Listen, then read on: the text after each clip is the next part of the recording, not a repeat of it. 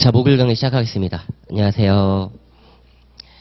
자, 강의 계획서 잠깐 보시면요.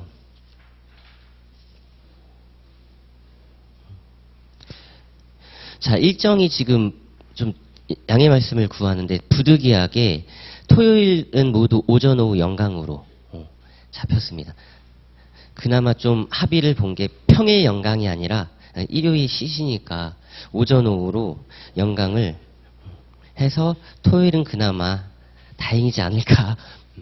지금 일정이 빡빡해가지고 오늘 결석자분들이 상당히 많으신 것 같은데, 그래요. 건강 잘 챙기시고 저처럼 목이 나가면 안 됩니다. 제가 이거는 좀 다른 얘기인데, 다른 강의는 지금 어제까지 거의 다 휴강을 했어요. 근데 법무사 이것까지 휴강을 하면 안 될 것 같은 거예요. 일정 물어보니까 수험생들 지금 빡빡하게 돌아가고 있는 일정이어가지고, 그래서 최대한 컨디션을 지금 잘 끌어올려가지고 우리 수험생분들이 아침에 힘든 발걸음 하셨는데 누가 안 되게 하겠습니다. 자, 그래서 올해 예비순환 강의 특징은, 자, 1번 보시면 기출쟁점의 완벽한 분석. 올해도 거의 기출에서 다 나왔다고 보시면 됩니다. 자, 그리고 넘겨보시면 2번 민법 관련 쟁점들 조금씩 언급을 해드릴게요. 그래서 복습하시는 데 좀 도움이 되도록 해드리고요. 그다음에 예비순환에 지금 답안 작성을 할 건데, 두 번째 줄 보시면 사전에 예고해드리고 연습 문제를 내일부터 이제 나눠드리겠습니다. 예를 들면 진도 보세요. 1회차에 신입식 법관제척 관할, 2회차에 이송 당사자 간다 그러면 이제 내일쯤 여기까지 관련된 연습 문제를 뿌려드릴게요. 그리고 3, 4회도 마찬가지고, 그럼 이제 5회차 월요일, 다음 주 월요일에 1회 실시된다고 했을 때 지금까지 나눠드린 연습 문제에서 모의고사 시험을 보도록 하겠습니다. 자, 그리고 두 번째 자료가 있는데, 그거 올해 기출이거든요. 올해 기출. 올해 기출 문제인데, 그냥 어떤 쟁점이 나왔는지 간단하게 볼게요. 법무사의 좀 특징인데, 하나의 필이 좀 꽂히시면 그냥 다 내시는 것 같습니다. 자, 올해는 소송주체 파트에서 1문 합의 관할 관련된 내용이 나왔죠. 이송 신청이 드디어 나와진 거고, 그래서 뒤에 넘겨보시면 2문이 합의 관할, 그래서 관할 파트 보면은 그때 이후에 다시 한번 또 보도록 하겠습니다. 자, 그리고 2문이요. 3페이지. 자, 일부 청구 쟁점이 기판력 빼고 다 나왔습니다. 억울한 면이 좀 없지 않아 있어요. 그쵸? 기판력을 되게 중요하게 공부를 했었는데 기판력 빼고만 다 나왔다 라고 생각하시면 되겠습니다. 이게 법무사 좀 시험의 특징인 듯 해요. 그냥 일부 청구라고 하는 거시쟁점을 잡고 미시쟁점으로 쭉쭉쭉 들어와 버린 거죠. 그러니까 답안 구성을 굳이 고민하지 않게끔 심플하게 작성할 수 있도록 출제자가 유도한 듯 합니다. 거기에 찍혔던 최신 판례까지 다 출제를 했기 때문에 이건 진도에 맞춰서 한 번씩 풀어보는 시간을 갖도록 할게요. 자, 그리고 교재는 핵심정의 민사소송법입니다. 이게 주교재고요. 그 다음에 부교재로서 기출사례 민사소송법. 이렇게 보실 건데, 기출사례 민사소송법은 이 순환까지는 계속해서 보게 되실 거예요. 진짜 민법도 그렇고 민사소송법도 그렇고 올해 거의 기출에서 다 나왔다라고 보시면 됩니다. 그럼 이제 연습을 또 차근차근 진행을 하시면 되겠죠. 자, 그러면 이제 본격적으로 교재를 들어가 보도록 하겠습니다. 자, 머릿말 보시면 다른 강의도 오전 수업이었나요? 그쵸. 오전 수업을 잡았는데, 어쨌든 항상 아침은 힘든 발걸음 감사드립니다. 진짜 스스로와의 싸움인 것 같아요. 오전 수업은. 자, 머릿말 보시면 1번에 우린 70점짜리잖아요. 민사소송법 70점이기 때문에 진짜 핵심 내용 중심으로 정리를 했습니다. 제가 공부했을 때 만들어 놓은 거였는데 이걸 조금 더 세세하게 좀 구별을 했고요. 그래서 400페이지 안으로 끊었습니다. 거기에 핵심 정의 넘버링을 배치시켜 놨으니까 그것만 톡 빼면은 단문집이 되는 거예요. 쟁점 단문집. 자, 그 다음에 2번 23년 10월까지의 최신 판례를 반영을 했고요. 판례는 원문 암기를 항상 추천드린다고 말씀을 드리지만 그래도 관련된 내용들 잘 보시고, 3번에 최근 10년간 출제된 기출표기를 했고요. 가장 중요한 거죠. 4번 기출사례 민사소송법과 병행학습입니다. 법원행시, 변호사시험, 법무사 관련된 내용을 정리를 했기 때문에 마지막까지 붙들고 계셔야 되는 건 정말 기출사례 민사소송법. 거의 여기서 다 출제가 된다고 보시면 될 것 같고요. 자, 그 다음에 이제 넘겨보시면 총설 들어갈 건데, 자, 이 페이지에 제2절 한번 보실까요? 제2절 한번 쭉 보세요. 민사소송 절차의 개관입니다. 교재.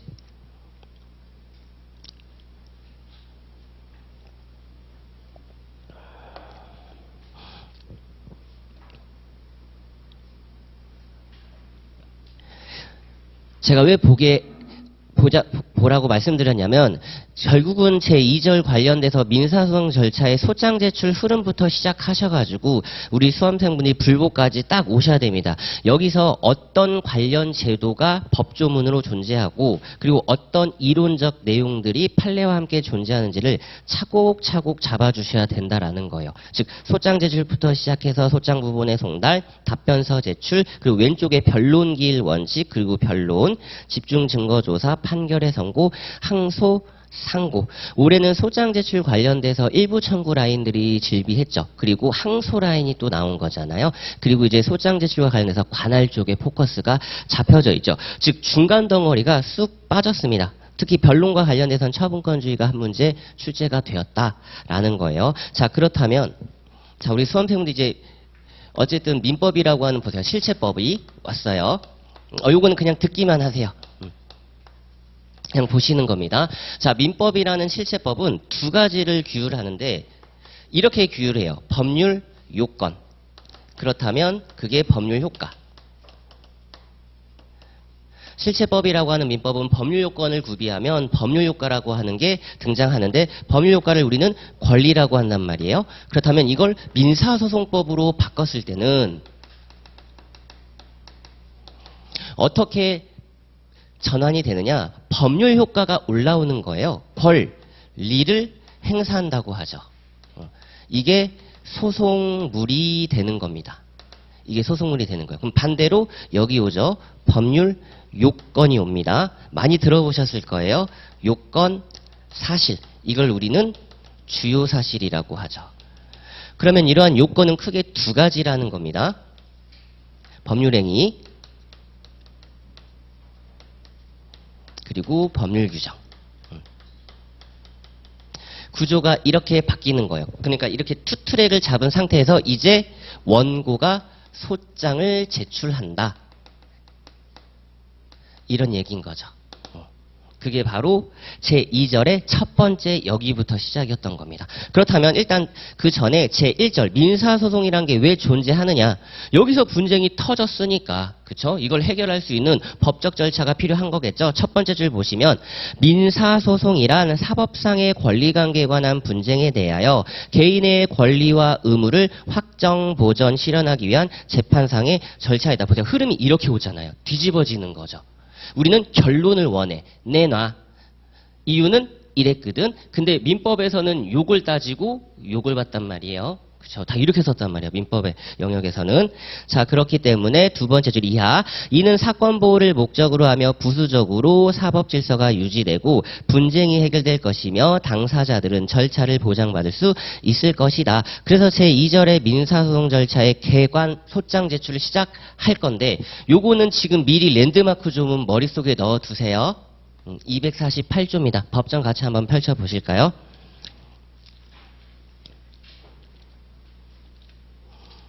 랜드마크 조문 248조에 있어요. 자, 한번 읽어보십니다. 248조. 자, 그리고 249조 한번 보실까요?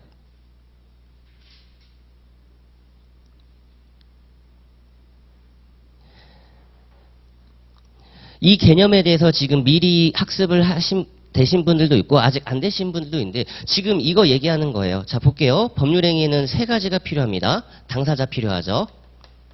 목적 필요하죠. 그리고 의사표시가 필요합니다.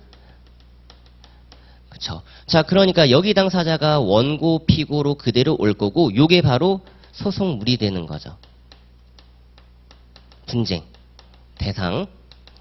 왜냐면 이걸 우리는 권리라고 하고, 그렇다면 그 목적은 채권 발생 목적이 있을 수 있고 물권 발생 목적이 있을 수 있다라는 겁니다. 그래서 민법에 있던 당사자 라인들이 여기서 이제 원픽으로 오고 이게 청구 취지가 되는 거고요. 이게 합쳐서 요건 사실론이 된다라는 거예요. 자, 그 다음에 보시면 소장 부분이 송달되고 답변서가 제출되면 이제 변론기일이라는 게 열립니다. 변론기일.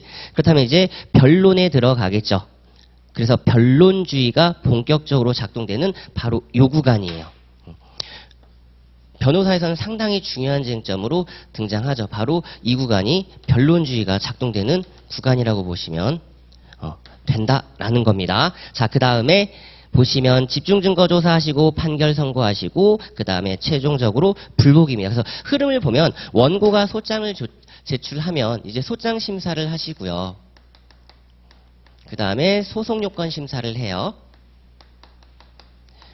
그리고 이제 본안 들어가서 우리 수험생분들이 신나게 주장 그리고 증명을 하고 이제 법원은 열심히 심리란 걸 할 겁니다.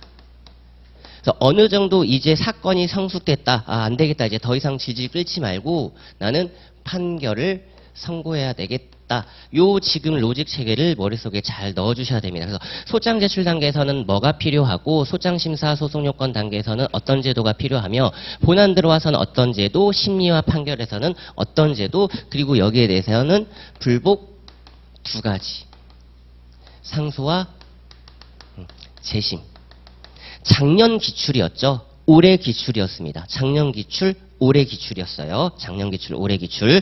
자, 그러면 이제 오른쪽에 3페이지 기본기 들어가 봅니다. 제 3절 민사소송의 이상과 신의칙이에요. 자, 박스 1번에 제 1조 보시면 자, 1항 법원은 소송 절차가 공정 그리고 신속 그리고 경제적, 공정은 공평과 적정이라고 보시면 되겠습니다. 2항 당사자와 소송관계인은 신의에 따라 성실하게 소송을 수행하여야 한다. 민법에서도 2조의 신의칙이 있듯이 민사소송법 역시 1조에서 1항과 2항을 통해서 우리 민사소송이 계속해서 끊임없이 추구해야 되는 가치에 대해서 규율을 하고 있어요. 그래서 두 번째 줄 보시면 제1항의 이상실현이 법원의 몫이라면 제2항의 신의칙은 당사자 등의 몫이다. 이는 모두 전체 민사소송을 지배하는 대원칙이다. 그래서 이제 이상을 우리가 공부할 건데 지금은 상당히 추상적인 겁니다.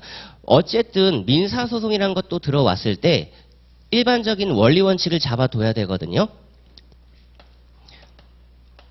근데 이게 추상적일 수밖에 없으니까 항상 구체적인 제도 구현을 해야 돼요.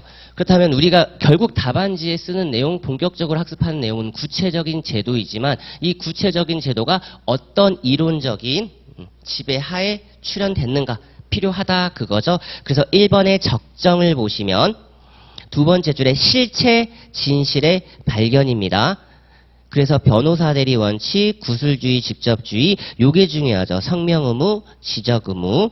출제 가능성이 높은 영역대 그리고 3심 제도와 재심 제도 등 불복 신청 제도를 인정하고 있고 로마자 2번 공평은 타 영역에서도 마찬가지로 무기대 등 절차 보장 두 번째 줄에 있습니다.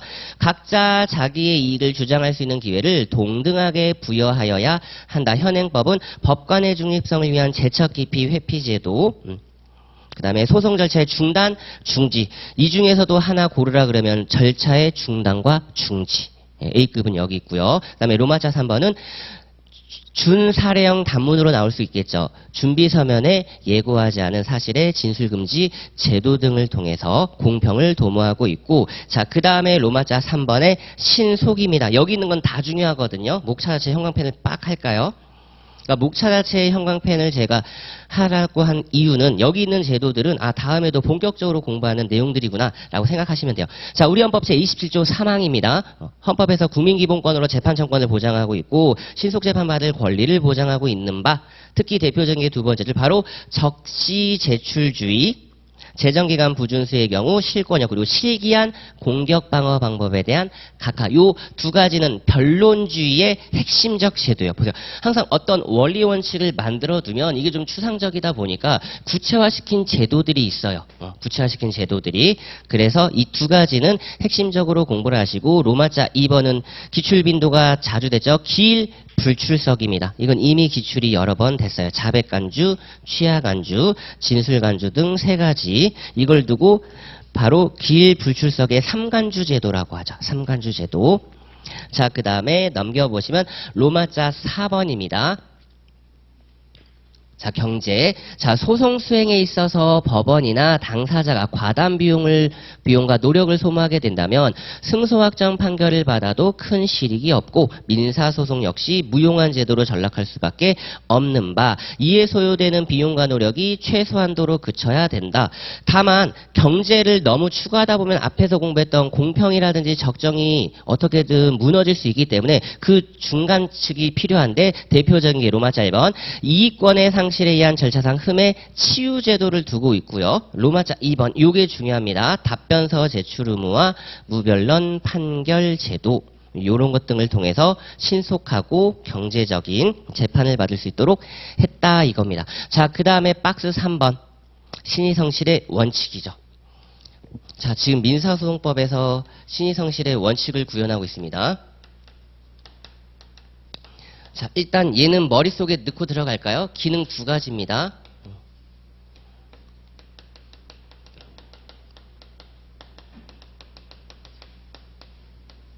민사소송법에서는 소송 요건으로 작용하는 거예요.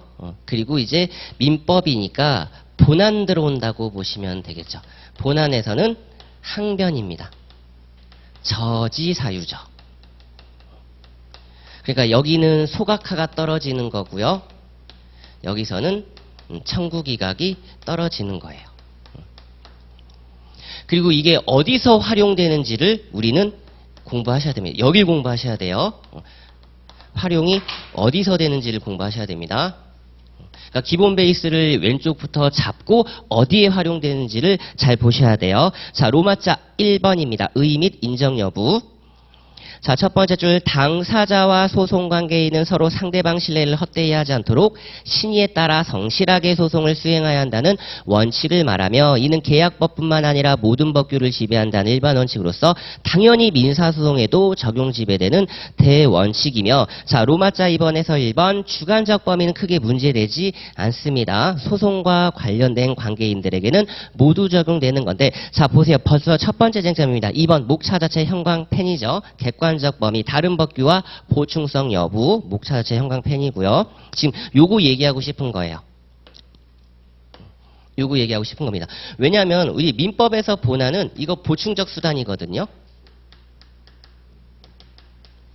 그쵸. 개별적인 항변을 던져보고 개별적인 항변이 안 먹혔을 때 그때서야 민법 2조의 신의칙을 빡 던진단 말이에요. 자, 근데 가번 민사소송은 그렇지 않답니다. 자, 판례 천천히 읽어보겠습니다.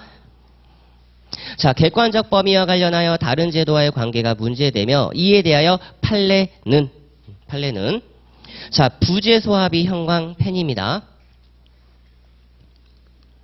출제 가능성이 높은 구간 부재소합의.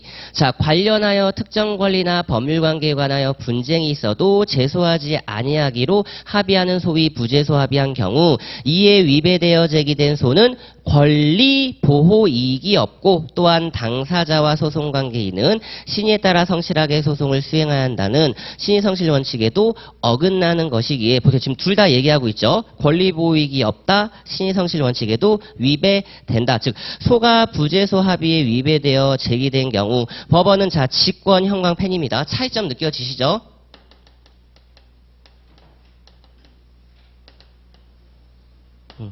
느껴지시는 거죠. 직권으로 소의 적법 여부를 판단할 수 있다. 굳이 당사자의 주장이 없다 하더라도 신의칙을 이유로 소각합 판결을 떨어뜨릴 수 있다라는 겁니다. 그래서 부재소 합의는 나중에 다시 한번 공부할 거예요. 벌써 관련 쟁점 하나 나왔죠. 소송 합의 말하는 겁니다. 얘는 별표 2개짜리. 지금 미리 봐두시라는 거였고요. 그래서 나번에 검토 보시면 다른 법규나 똑같습니다. 법 해석에 의한 해결이 가능하다 하더라도 신의칙에 의한 해결이 가능한 경우 신의칙을 선택적으로 적용할 수 있다. 다만 민법과 마찬가지로 절차의 안전과 확실성을 해하는 경우라면 적용되지 아니한다라는 겁니다. 자, 그리고 두 번째로 이제 쟁점 잡으셔야 되는 게 로마자 3번에 그렇다면 똑같습니다. 구체적으로 제도로 구현돼야 되는데 얘도 지금 너무나도 추상적이다 보니까 그렇다면 신의칙에 위반되는 모습은 어떤 게 있겠는가? 이제 두 번째. 자, 파생원칙과 관련돼서는 키워드를 3번으로 잡으셔야 돼요. 소송상 권능의 실효. 여기 일단 목차자 형광펜을 딱 하시고요. 목차 자체 형광펜을 하시고, 자, 우리 1번부터 가보겠습니다. 자, 신의칙의 발현 형태 1번. 자, 소송 상태를 부당하게 형성하시면 안 되겠다. 가번. 당사자 한쪽이 장깨를 써서 자기에게 유리한 소송 상태나 상대방에게 불리한 상태를 만들어 놓고 이를 이용하는 행위는 신의칙에 위배되어 허용될 수 없다. 자, 그리고 나번 뒤에서 다시 한번 나옵니다. 25조 관련 재판적이에요. 자, 민사소송 일방 당사자가 다른 청구에 관하여 관할만을 발생시킬 목적으로 본래 제소할 의사 없는 청구를 병합한 것이 명백한 경우라면 관할 선택권의 남용으로서 신의칙에 위배되어 허용될 수 없다라는 겁니다. 순수 관할만을 발생시킬 목적으로 본래 제소할 의사 없는 청구를 병합한 경우라면 신의칙 위반이고요. 자, 그 다음에 자 2번 모순금지 및 금반언입니다. 민법 생각하시면 돼요. 가번. 자, 한쪽 당사자가 과거 일정 방향 태도를 취하여 상대방으로 하여금 이를 신뢰하게 만들어 놓고 이제 와서 신뢰를 저버리고 종전 태도와 모순되는 거동으로 나오는 경우 뒤의 거동은 신식상 허용되지 않는다. 다만 실체적 진실이 거래 안전보다 강하게 요청되는 가사소송의 경우에는 선행행위와 모순되는 후행행위도 허용됩니다. 그래서 나번에 판례 로마자 1번 다시 한번 또 형광펜 들어갈까요? 부재소 특약 형광펜입니다. 자, 지금 부재소 특약이 나왔거든요. 자, 그럼 여기 한번 볼게요.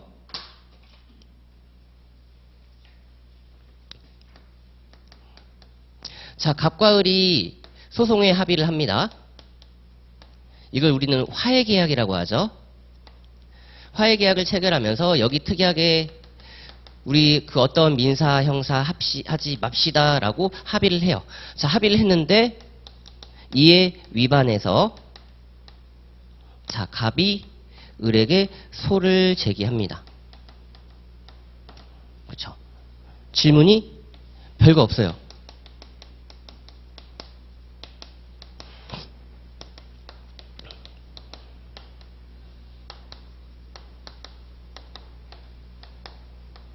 지금 공부한 걸로 쓰시면 된다라는 거죠.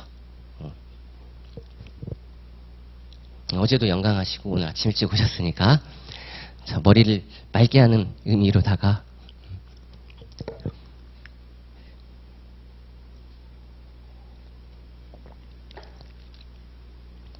자, 각하죠.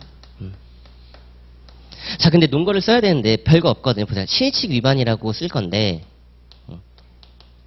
딱 두 개가 필요한 거예요. 진짜 두 가지는 반드시 필요한 겁니다. 객관적 범위 예를 쓸 수 있어야 되는 거예요. 선택적 적용.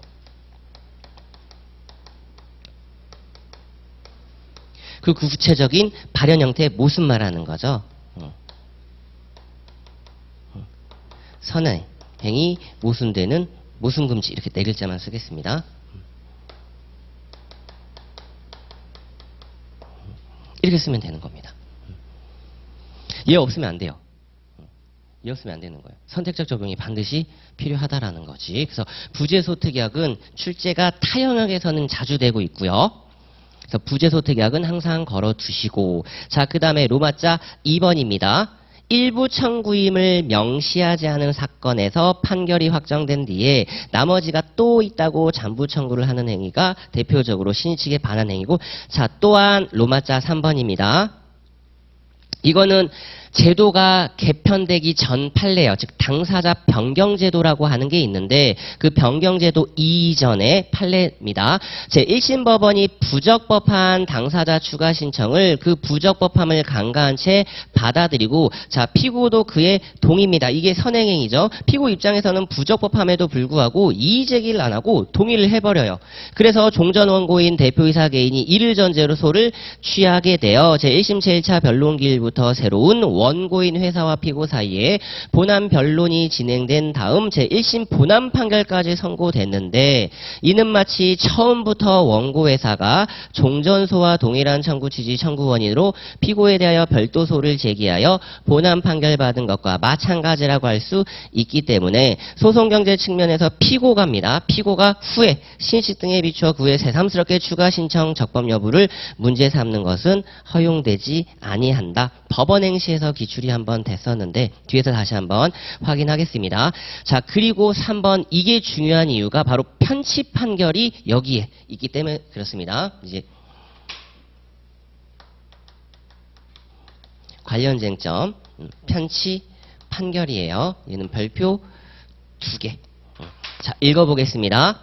자 소송상 권능을 과연 실효시킬 수 있겠는가? 자 판례는 1차 객관식이죠. 실효의 원칙이라 함은 권리자가 장기간에 걸쳐 그 권리를 행사하지 아니함에 따라 그 의무자인 상대방이 더 이상 권리자가 권리를 행사하지 아니할 것으로 신뢰할 만한 정당한 기대를 가지게 되어 상대방이 그에 따라 일정 행동을 한 경우 새삼스럽게 권리자가 그 권리를 행사하는 것은 법질서 전체 지배하는 신식에 위배되어 허용되지 아니한다. 여기까지가 의요건 효과라고 보시면 되고요. 이제 뒤에 적용범위입니다. 이 경우 항소권과 같은 소송법상 권리에 대하여도 이러한 원칙은 적용될 수 있다고 하면서 자 어디에 적용시켰는지 보세요. 기간 정함 없는 항소권 여기에 형광펜을 빡 그어주시면 됩니다. 기간에 정함이 없는 항소권 밑에 요거 쓰시면 되겠죠. 송달이 무효인 경우입니다. A급 쟁점이 지금 여기 걸려있네요. 송달이 무효인 경우 우리는 기간 정함이 없는 항소라고 하죠. 항소는 원래 2주짜리입니다. 2주. 항소는 2주짜리. 요 정도만 알아두시고 자 나번 볼게요. 검토. 소권 자체를 실효시키는지와 관련하여 이를 일률적으로 결정할 것이 아니라 교수님들이 말씀하시길 우리 헌법은요 기본권 실효제도가 없어요. 재판청권 자체를 실효시킨다라는 건 말이 안 되기 때문에 구체적 사안마다 개별적으로 판단해야 할 것이고 즉 권리보장 측면과 소권남용 측면을 모두 고려해서 원칙적으로 재판청구권이라는 기본권이 침해될 우려가 있기에 어떻다 소권 자체를 실효시키는 것은 부정함이 타당하다. 결국 소권 남용으로 해결하여야 할 것이다 라고 했습니다. 실제로 소권 자체를 실효시킨 예는 없어요. 요건만 설시를 했다라고 알아두시면 됩니다. 요건만 설시했구나.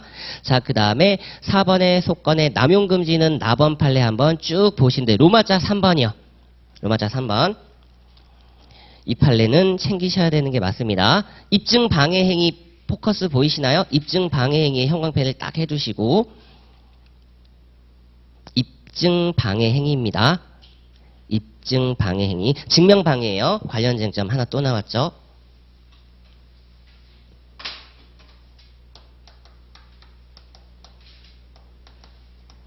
얘는 자유심증주의와 관련성이 있습니다. 별표 1개 정도. 자, 읽어볼게요. 자, 의사 측이 진료 기록을 변조한 행위는 그 변조 이유에 대하여 상당하고도 합리적인 이유를 제시하지 못하는 한 당사자 간 공평의 원칙 또는 신의 측에 어긋나는 입증 방해 행위에 해당한다 할 것이고 자, 법원으로서는 이를 하나의 자료로 하여 자유로운 심증에 따라 의사 측에 불리한 평가를 할 수 있다. 입증 방해 행위는 여전히 자유심증주의에 맡겼다라는 겁니다. 그러니까 법원이 알아서 판단하겠다라고 말씀드린 바 있고 그 다음에 로마자 4번에 신의칙 위반의 경우 1번 당사자 주장이 없어도 법원의 직권조사사항입니다. 자 그리고 이제 2번 보세요. 소송 기능. 제가 이걸 먼저 말씀드렸죠. 신의칙이 우리 민사법에서 갖는 기능은 가번, 소외, 부적법, 각하입니다. 즉 시의 측에 반하여 제기된 소는 권리 보이기 없는 것 위에다가 요 단어 한 번만 써주실까요? 이게 바로 선택 적용설이에요. 이렇게 하나 살포시 써두시고 뒤에서 다시 한번 추가 설명을 드리겠습니다. 권리 보이기 없는 것으로 귀결되어 부적법 각하라는 겁니다. 그리고 올해 객관식 1차 민법 기출지문이었죠. 4번 불법행위 문제 가볍게 한번 천천히 읽어보세요. 1차형 판례니까.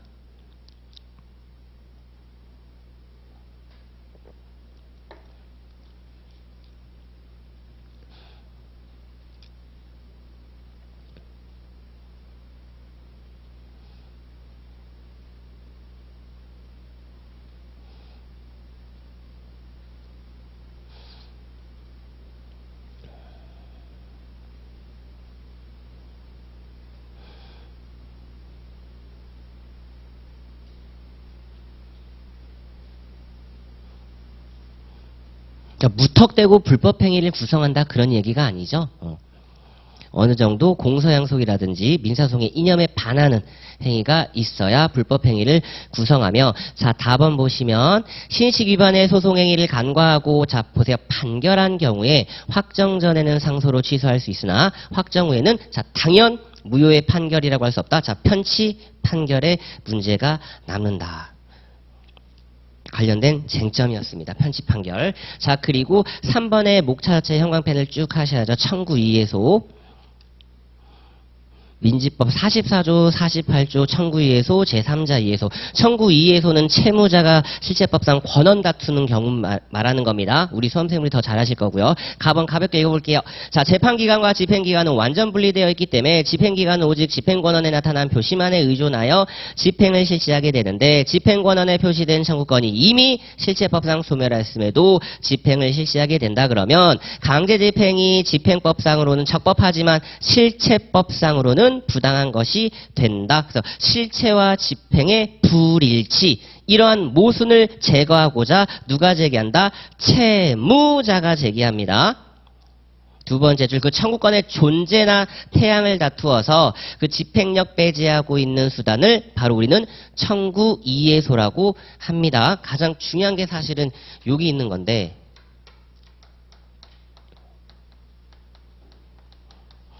얘는 여기까지 가기 때문에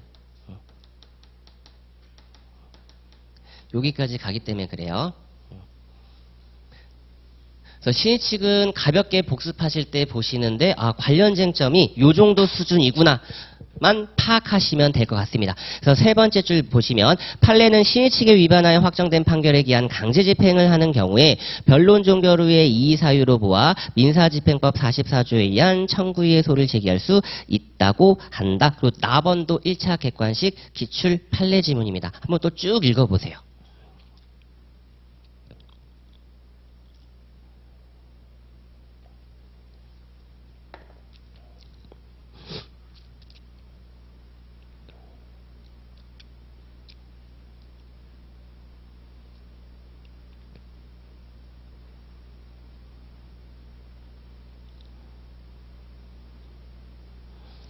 요 정도 되면 청구이해소를 제기할 수 있다. 이렇고 자 제4절 가볍게 보겠습니다. 민사소송법 말하는 거죠. 우리는 법전 위주로 공부를 하실 거고 박스 2번에 민사소송법의 특징과 관련돼서는 자 가번의 두 번째 줄 처분권주의와 변론주의 중심의 형광펜을 빡 가버리세요. 이걸 두고 우리는 당사자주의라고 합니다. 당사자주의. 당사자주의를 원칙적인 모습으로 채택을 했다. 자, 그리고 나번 소송과의 차이점인 비송이라고 하는 게 있습니다. 자, 다운표 보시면 소송 절차로 처리하지 않는 사건을 비송사건이라고 하며 비송사건 절차법에서 규율하고 있고 구별 특징은 넘겨보시면 요렇다라는 겁니다. 가볍게 보세요. 소송. 이당 대립 구조가 유지되는 게 소송이고요. 처분권주의, 변론주의, 공개주의가 적용되는 게 소송이며 그 외에 비송은 적용 안 된다. 자, 그리고 박스 3번. 자, 민사소송법의 종류입니다. 강행 규정이랑 임의 규정을 구별하는 이유는 과연 이거 하자 치유가 되는가 되지 않는가 그 차이점이에요. 우리가 뒤에서 다시 한번 또 학습을 진행할 거니까 복습하실 때도 자 가볍게 보시고요. 이제 챕터 02로 본격적으로 오겠습니다. 여기부터가 이제 시험 출제 영역이에요.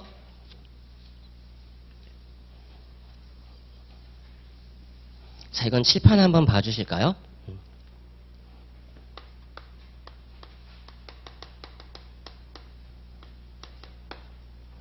자, 소송의 주체에서는 우리가 일단 민법에서 당사자를 봤습니다. 이분들이 분쟁의 주체죠. 분쟁의 주체. 자, 근데 분쟁의 주체끼리 사적 자치가 안 됐다라는 겁니다. 사적 해결이 안 됐다라는 거예요. 사적 해결이 안 됐기 때문에 이제 원칙적인 국가구제로 들어와야 된다. 이런 얘기를 지금 하고 있는 거예요. 그럼 국가구제로 들어왔을 때 이걸 해결하는 담당 역할이 과연 누구겠는가라고 했을 때 이걸 우리는 법원으로 뒀다 이겁니다. 이분들을 우리는 해결의 주체라고 하죠. 삼권 분립에 따라서. 자, 그러면 어떻게 시작을 해야 되는가? 아까 말씀드렸던 분쟁의 주체인 원고가 소장을 제출합니다. 자, 그러면 원고가 소장을 법원에 제출할 건데, 그렇다면 이 법원도 여러 가지가 있을 수 있잖아요. 국내 재판이냐, 국내 법원이냐, 국제법원이냐. 이걸 나누는 걸 우리는 재판권이라고 하고요. 용어만 잡아주시면 돼요. 재판권이라고 하고요. 그리고 우리는 국내 법원을 공부할 거죠. 이 재판권을 분담한 걸 우리는 관할이라고 합니다. 지금 어디 들어올 거냐면 여기 들어올 거예요. 자, 넘겨보시면 자, 01의 법원입니다. 챕터. 자, 제일 잘 보시면 민사재판권이죠. 출제 가능성이 아예 없다라고는 얘기를 못하는데 변리사라든지 법원행시 등에서는 출제가 간혹 됩니다. 바로 국내 법원으로 가야 되냐, 국외 법원으로 가야 되냐, 이것도 상당히 논의가 되어 있고, 사실 요즘에는 여러 나라와의 분쟁도 많이 등장하기 때문에 그렇죠. 자, 박스 1번의 개념 보세요.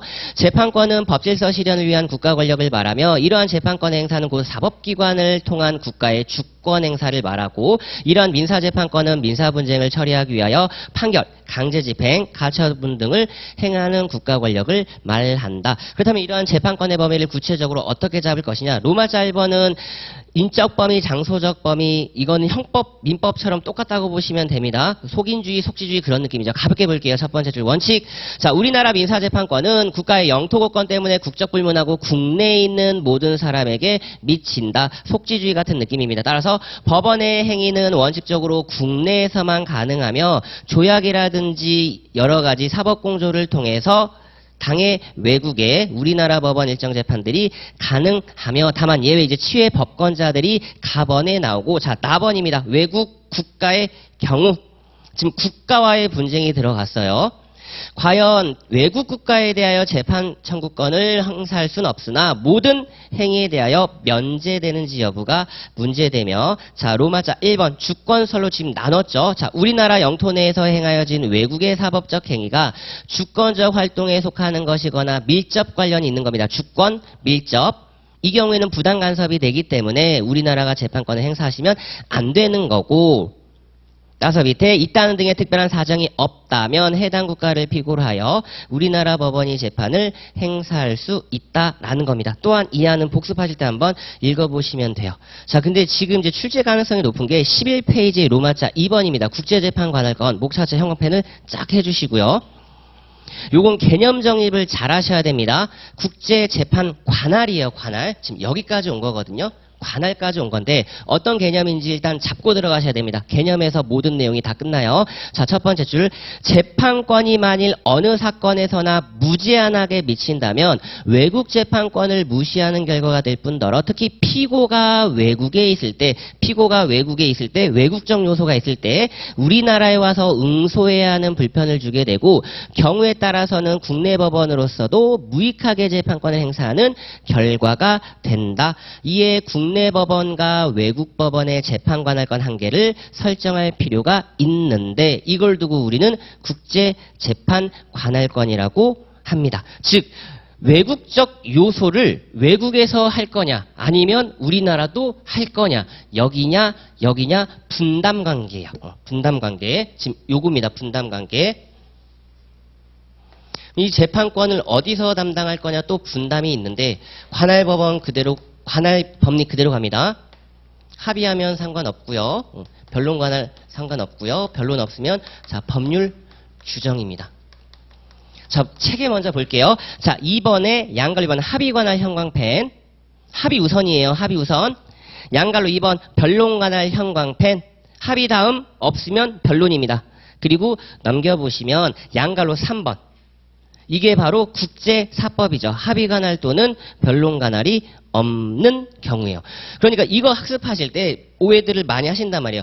교재 보시면 이게 먼저 서술돼요. 법률 규정이 먼저 서술되기 때문에 법률이 우선이라고 생각하는데 그렇지 않습니다. 국가 간에도 여러 가지 조약 등을 통해서 합의 가능해요. 야 니네 나라에서 할래 우리나라에서 할래 가능하고요. 그리고 우리나라에서 소송을 제기했는데 외국인이 그냥 와버려요.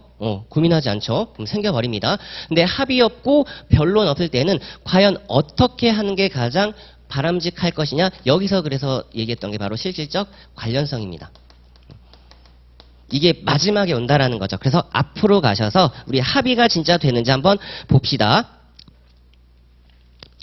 자 2번 보세요. 합의관할이 과연 될 것이냐. 왜 되냐면 가번의 쟁점 보시면 국제재판관할건 합의와 관련하여 외국 법원만을 배타적 관할법원 형광펜입니다. 요게 문제되는 거예요. 외국 법원만을 배타적으로 관할 법원입니다. 어떤 합의? 전속적 합의 관할로 가려고 하는 거죠. 우리나라에서 재판을 받지 않고 무조건 외국 법원으로 가겠다. 그래서 가로 열고 닫은 부 보시면 국내 법원 외에 외국 법원을 부과하는 건 괜찮습니다. 우리나라에서도 가능하고 너희 나라에서도 가능한데 합의가 문제되는 건 어떻다? 외국 법원만을 배타적으로 관할 법원으로 정하는 거예요. 둘 중에 한 곳에서만 받도록 하는 거죠. 유불리가 극명하게 갈릴 겁니다. 자, 이 경우 나번 요건이 좀 엄격해요. 로마자 1번. 국내 재판권에 전속하지 않는 사건이어야 하고 로마자 2번. 합의한 외국 법원이 당해 사건의 국제재판관할건을 가져야 하며 로마자 3번 당해 사건이 그 외국 법원에 대하여 합리적 관련성 있을 것 등 세 가지 요건을 갖추는 외에 그와 같은 전속적 관할합의가 현저 불합리하게 불공정하지 않는 한 그 관할합의는 유효하다. 여기까지 한번 다시 천천히 읽어보실까요?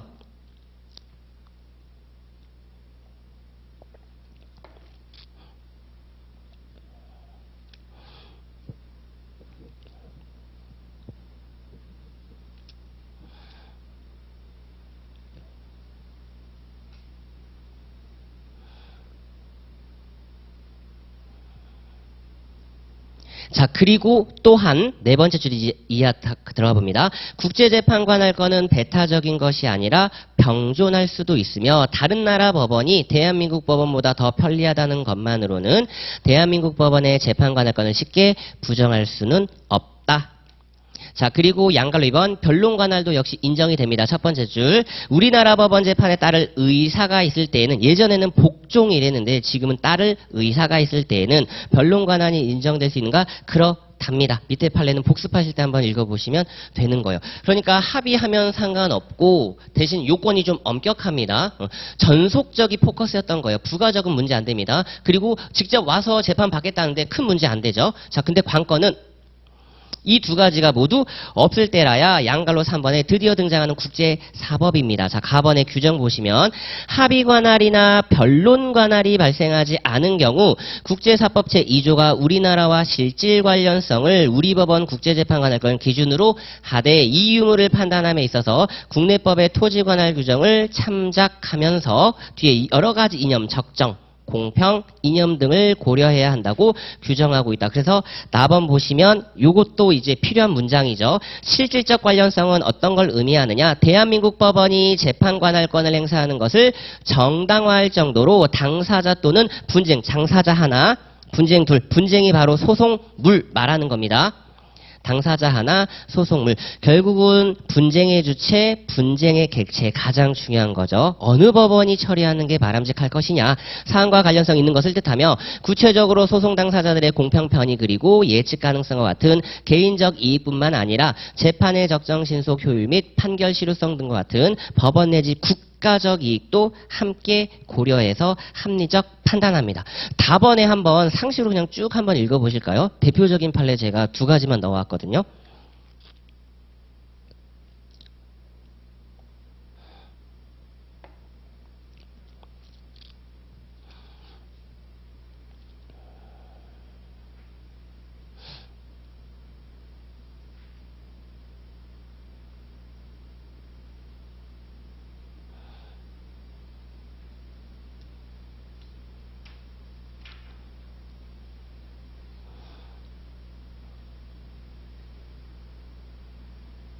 대일항쟁기라는 표현. 이제 조금씩 바뀌어지고 있다는 것만 기억해 주시고 3번에 역시 소송 요건입니다. 소송 요건. 자, 절차의 어느 단계에서도 직권조사를 하여야 하며 판례는 재판권 없음이 명백하면 유효하게 소장 부분을 송달할 수 없는 경우에 해당하므로 재판장의 명령으로 자, 소장각하입니다. 소각하가 아니라 소장각하고요. 자, 그 다음에 박스 3번입니다. 자, 민사사건의 재판권이 미쳐야 한다는 것은 소송 요건에 해당하며 이는 법원의 직권조사사항이고 증거자료의 수집은 직권탐지입니다. 고도의 공익적 견지 때문에 직권탐지라고 보시면 돼요. 직권탐지. 직권조사랑 직권탐지는 다른 개념입니다. 증거자료 수집은 고도의 공익적 견지 때문에 법원이 직접 자료 수집을 해요. 이것마저 당사자에게 맡길 수는 없고, 자, 이러한 재판권의 흠결을 간과한 판결은 무효이며 판결이 확정되기 전에는 상소 가능하지만 확정 후 재심 사유는 아니라는 점. 자, 그리고 나서 이제 13페이지에 이 법원을 구성하는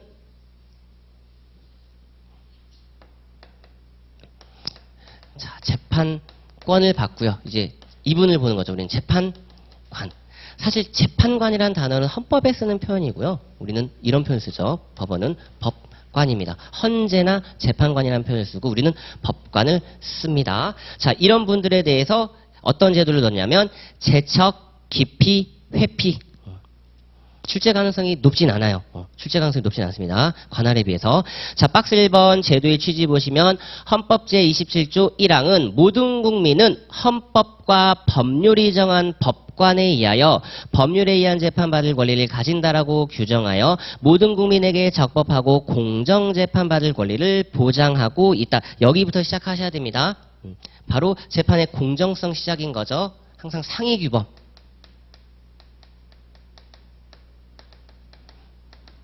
추상적이다. 이걸 하위 규범에서 구체적으로 우리는 구현하겠다.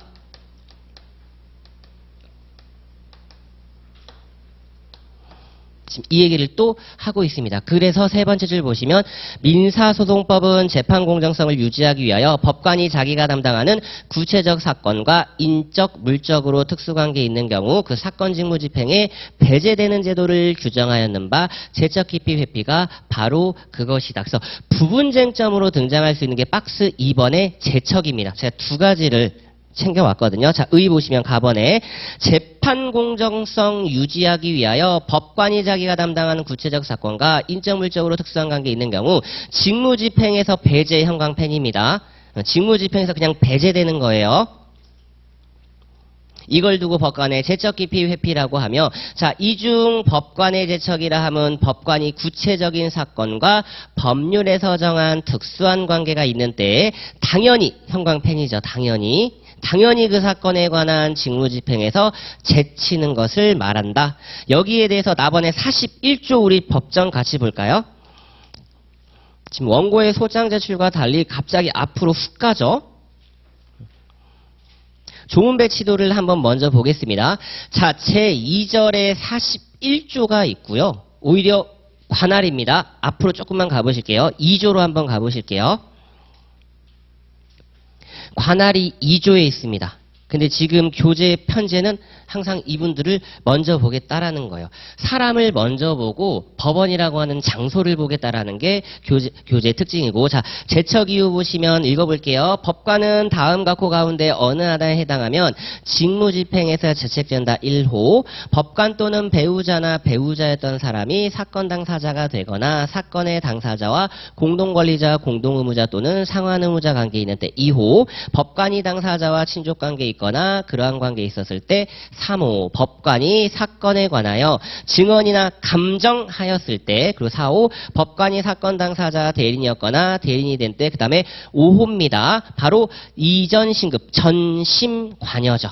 그래서 1호랑 5회 지금 판례가 확보되어 있으니까 우리도 이거 중심으로 한번 볼게요. 자, 13페이지에 와 보시겠습니다. 자, 로마자 1번에 의해 나번으로 다시 와 보실게요. 이렇게 5가지는 자, 두 번째 줄 열거 규정의 형광펜입니다. 열거 규정의 형광펜이에요. 이 5가지 이외의 사유로 유추 확대 해석해서는 안 되며 이하에서는 1호 사유와 로마자 1번의 5호 사유 이렇게 두 가지를 보도록 하겠습니다. 자, 로마자 2번. 자, 이후 첫 번째 1호 사유 법률혼의 배우자 및 당사자여야 하고 자, 양갈로 2번의 목차 자체 형광펜을 쭉 할까요? 여기서 관련 판례가 하나 지금 등장합니다. 그러니까 배점을 어떻게 잡을지는 교수님들 맘이지만 계속해서 이런 사실관계를 보면서요. 계속 이렇게 잡아두시는 거예요. 자, 그러면 지금 아직 내용 안 봤어요. 아직 내용 안 봤는데 어쨌든 지금 1호 관련해서 판례가 혹시라도 출현됐을 때 5점에서 10점 배점이라고 할 때 나는 이제 논거를 잡을 건데 과연 어디부터 잡냐예요. 여기부터 차근차근 오시라는 겁니다.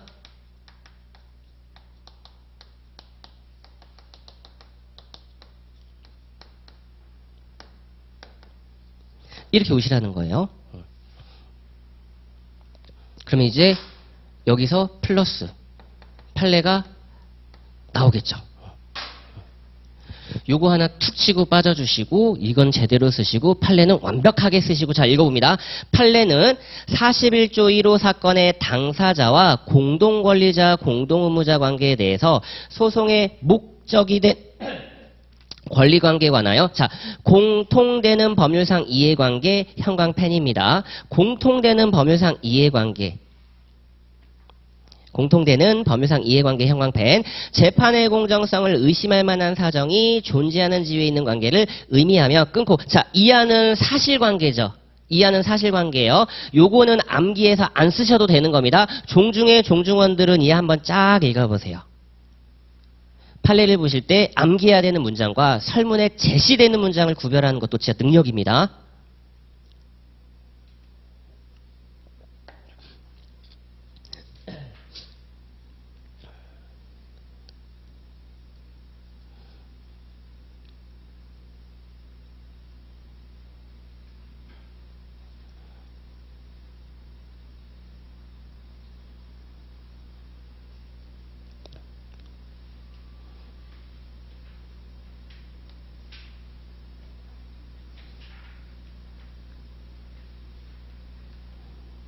자, 확인되셨죠? 5점. 제 기준 5점입니다.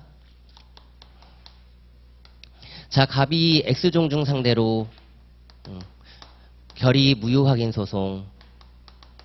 이분 어쨌든 종원임이 확인돼야 되겠죠? 이런 건 민법적 지식으로 끝내고 그리고 나서 무효 확인 소송이니까 이건 합의부 3분 계십니다. 3인 중 1인이 종원이셨대요. 과거 종원. 질문은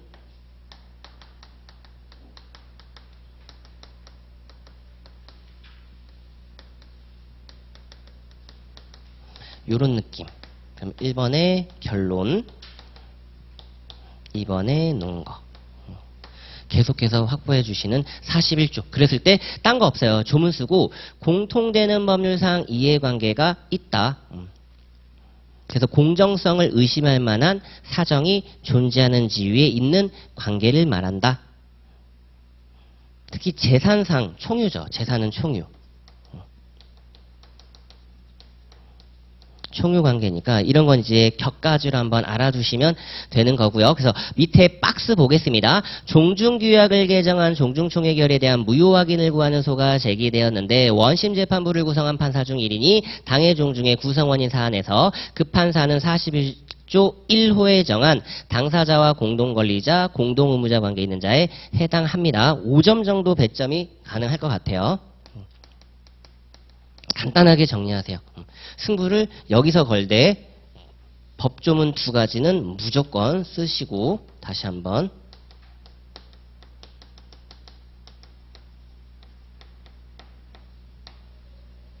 근데 지금 이 말씀 드리는데 판례가요 별로 쓸 게 없죠. 왜냐하면 나머진 다 사안에서 제시가 되잖아요. 사안에서 제시가 되잖아요.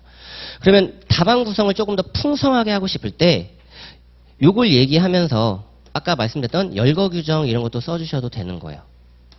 그러니까 일반론을 조금 더 추가적으로 써주시면 되겠다라는 거고요. 자, 이번에 목차 자체 또 형광펜 들어갑니다. 5546 법원 행시에서 이미 기출이 한번 됐어요. 여기까지 보고 잠깐 쉬겠습니다. 자, 양걸로 이번에 취지. 자, 어느 법관에 대해서도 자기가 직접 작성했거나 작성에 관여한 재판을 재심사시켜서는 공정한 재판을 받을 수 없는 바, 이를 제척 이유로 한 것은 예단 배제 원칙에 의한 재판 공정성을 유지하는 한편, 예단 배제가 키워드입니다. 하나가 더 붙죠. 재판의 공정성. 어떤 걸 통해서? 예단 배제를 통해서. 자, 한편 새로운 법관으로 하여금 재심사시키는 신급제도 취지가 허물어지는 것을 막고자 하는데 있다. 이랬을 경우 전심 관여에서 가번의 관여의 의미입니다. 요거는 이제 쓸 수 있어야 돼요. 전심에 관여한 사건과 동일 사건이라 하며 여기서 관여란 최종 변론 판결의 합의, 판결의 작성 등 깊이 있게 관여한 경우를 말합니다. 최종 변론, 판결 합의, 판결 작성에 깊이 있게 관여한 경우를 말하며 따라서 최종 변론 전에 변론 준비라든지 변론 증거 조사 안 되고요. 기일 지정 같은 소송 지휘 혹은 판결 선고에만 관여하는 것은 전심 관여라고 할 수 없습니다. 또한 로마자 2번 다른 법원으로부터 촉탁을 받고 전심에 관여한 때에도 해당하지 않습니다. 자, 그리고 나서 나번 전심의 의미는 하급심 재판 형광펜이죠. 이것만 알고 계시면 돼요. 하급심 재판. 신급에 따라서 하급심 재판입니다. 그 하급심 재판이라면 두 번째 줄 직접 불복 대상이 되는 종국 판결뿐만 아니라 이와 더불어 상급심 판단을 받을 중간적 재판도 모두 포함된다. 자, 그러나 로마자 1번 환송, 이송되기 전에 원심 판결, 재심 소송에 있어서 재심 대상의 확정 판결. 저는 출제가 요게 될 것 같습니다. 재심 소송에 있어서 재심 대상의 확정 판결. 그쵸? 이거는 이전 신급이 아니죠. 전혀 다른 법원 신급이죠. 로마자 2번 본안 소송의 재판장에 대한 기피 신청 사건 재판 등은 이전 신급 재판에 해당하지 않는다. 또한 소송상 화해에 관여한 법관이 그 화해 내용에 따른 목적물 인도 소송에 관여한 것 역시 전심 관여라고 할 수가 없다라는 겁니다. 자, 그러면 사례집 한번 가보실까요? 간단하게 하나 나온 거 보고 오늘 잠깐 쉬겠습니다. 자, 2페이지 한번 가보실게요. 사례집. 한 10점 정도로 생각하시면서 정립을 부탁드릴게요. 자, 2페이지 보세요. A 토지의 소유자인 을은 A 토지를 점유하고 있는 갑을 상대로 토지 인도를 구하는 소를 제기했다. 다시 읽어볼게요. A 토지의 소유자인 을은 A 토지를 점유하고 있는 갑을 상대로 토지 인도 구하는 소를 제기했다랍니다. 집 한번 봐주실까요? 민소법 공부하실 때 이게 뒤집어진다 그랬잖아요. 그쵸? 민법에서 법률요건, 법률과 봤는데 민사소송법은 이게 뒤집어진단 말이에요. 그래서 체계가 조금 혼선이 오실 수도 있어요. 지금 원고가 을이고요. 피고가 갑입니다. 자, 그리고 소송물은 민법 보세요. 213조죠. 바로 인도 반환입니다. 그러니까 이런 거 봤을 때 놓치지 마시고 복습하실 때는 아, 무조건 현실의 직접 점유자구나. 이런 게 항상 추가돼야 돼요. 지금 소송 요건 등을 제가 다 얘기하고 있는 겁니다. 본안 판단 요건. 현실의 직접 점유자를 상대로 하는구나. 지금 우리는 본안 들어가기 전에 소송 단계를 먼저 보거든요. 그리고 본안 가서 이걸 따지는 거잖아요. 원고가 소유자인가? 맞죠? 피고가 현실의 직접 점유자인가?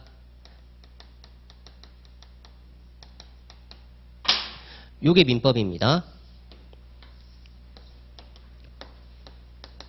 그럼 쉬어가는 코너로 질문 하나 던져볼게요. 이거 언제 기준으로 판단하죠?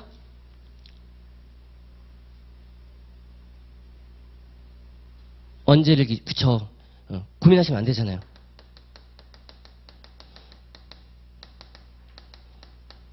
이런 게 민법에 써져 있는 내용들이잖아요. 고민 안 되는 것. 고민 안 되는 것. 그러면 이게 소속물인 거고, 맞죠? 이게 소속물. 그러니까 항상 이걸 베이스로 깔고 지금 우리가 요길 보려고 한다는 거예요. 소송 단계에서 자 2번 제1심에서 을이 법관을 상대로 기피 신청을 하였으나 소속법원 합의부의 기각 결정이 내려졌다. 그 후 패소한 을이 항소하였는데 항소심의 재판장이 제1심 기피 신청에 대한 법관이라면 제척 사유에 해당하는가. 지금 누군지는 모르겠지만 어쨌든 법관 그쵸 기피 신청을 했어요.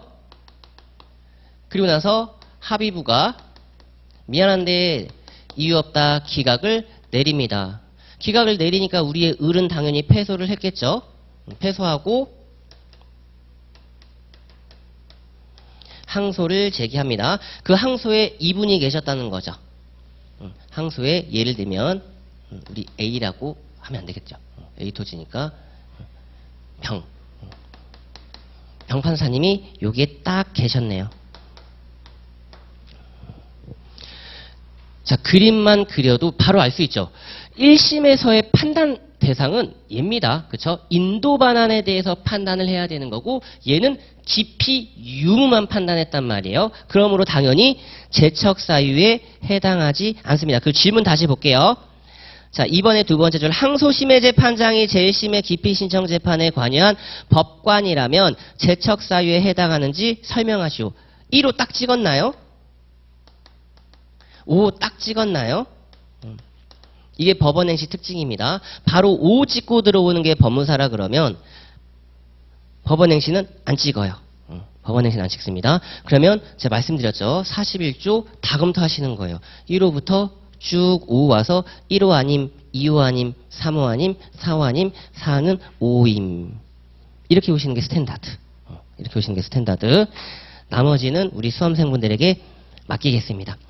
제척 사유에 해당하는지 설명하시오. 각각 복습하실 때 보시고요. 특히 3페이지 빈 공간 있잖아요. 그쵸? 빈 공간에 목차 구성 한번 보시면서 내 스스로의 목차를 잡아보시고 제 거는 그냥 참고용입니다. 제 것처럼 똑같이 쓰실 수 없어요. 제 거는 그냥 참고용에 불과하니까 이거대로 써야지 라는 마인드보다는 나는 어떻게 내가 조금 더 나만을 위한 답안을 쓸까라는 생각을 더 해주시는 게 좋습니다. 첫 시간 여기까지 하고 잠깐 쉬었다가 15페이지부터 들어가도록 하겠습니다.